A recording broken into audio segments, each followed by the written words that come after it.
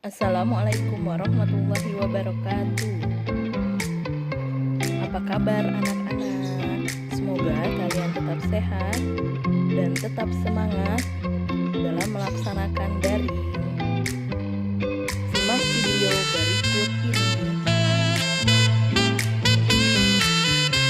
Check this out.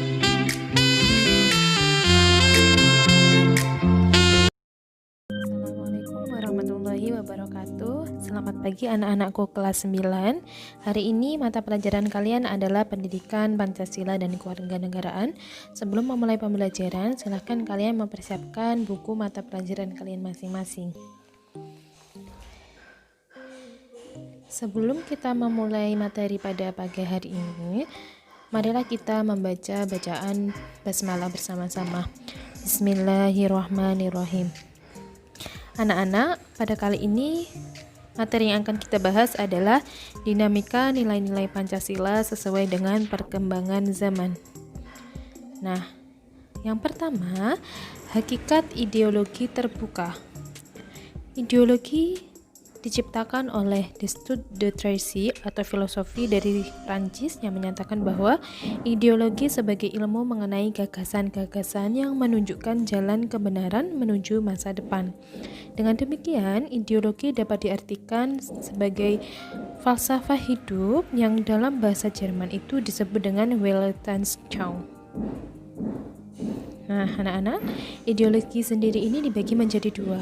Ada ideologi terbuka dan ideologi tertutup.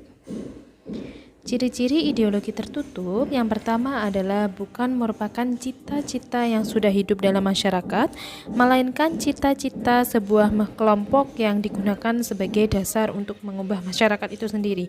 Yang kedua, apabila kelompok tersebut berhasil menguasai negara, ideologinya itu akan dipaksakan kepada masyarakat, bersifat totaliter atau mencakup mengurusi semua bidang kehidupan. Pluralisme, pandangan dan kebudayaan ditiadakan, hak asasi tidak dihormati, menuntun masyarakat untuk memiliki kesetiaan total dan kesediaan untuk berkorban bagi ideologi tersebut. Isi ideologi tidak hanya nilai-nilai dan cita-cita, tetapi tuntutan konkret dan operasional yang keras, mutlak, dan total. Sedangkan ciri-ciri dari ideologi terbuka yang pertama adalah merupakan kekayaan rohani, moral, dan kebudayaan masyarakat, tidak diciptakan oleh negara tetapi ditemukan dalam masyarakat itu sendiri. Isinya tidak langsung operasional sehingga setiap negara baru dapat dan perlu menggali kembali filsafat tersebut dan mencari implikasinya dalam situasi kekinian mereka.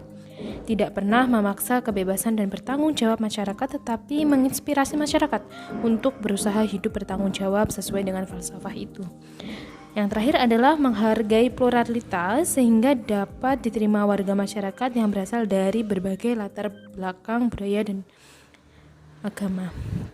Nah, anak-anak, kedudukan Pancasila sebagai ideologi terbuka ini dibagi menjadi 4, yaitu kedudukan Pancasila sebagai ideologi, nilai Pancasila sebagai ideologi terbuka, dimensi Pancasila sebagai ideologi terbuka, dan gagasan Pancasila sebagai ideologi terbuka.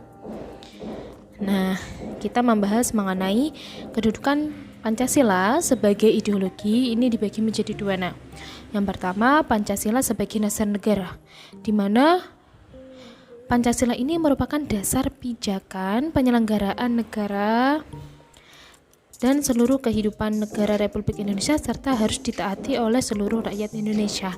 Yang kedua adalah Pancasila sebagai pandangan hidup bangsa dan negara yang berfungsi untuk pedoman mengatur hubungan manusia dengan seksama, lingkungan, dan mengatur hubungan manusia dengan Tuhan. Nilai Pancasila sebagai ideologi terbuka ini dibagi menjadi 3. Ada nilai dasar, nilai instrumental, dan juga nilai praksis. Yang dimaksud dengan nilai dasar adalah nilai yang tidak berubah sesuai dengan nilai-nilai Pancasila. Kalau nilai instrumental adalah nilai lanjut dari nilai dasar seperti Undang-Undang Dasar 45, TAP MPR, dan perundang-undangan. Selanjutnya, Pancasila ini merupakan nilai praksis atau nilai yang dipraktikkan dalam kehidupan bermasyarakat, berbangsa, dan bernegara. Nah, anak-anak, dimensi Pancasila sebagai ideologi terbuka ini dibagi menjadi 3 dimensi. Yang pertama ada dimensi idealis, ada dimensi normatif, dan dimensi realitas. Nah, dimensi idealis ini adalah nilai yang terkandung dalam Pancasila.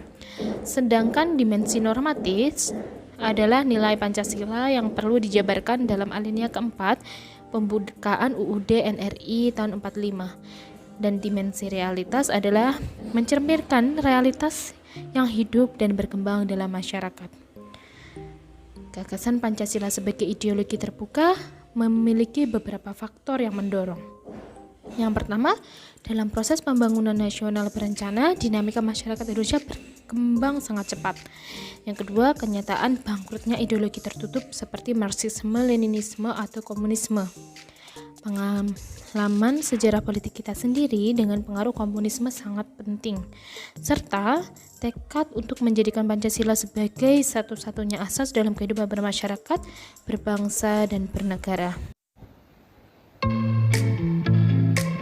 Sekian materi bab 2. Selanjutnya Ibu akan memberikan tugas di e-learning di kelas masing-masing.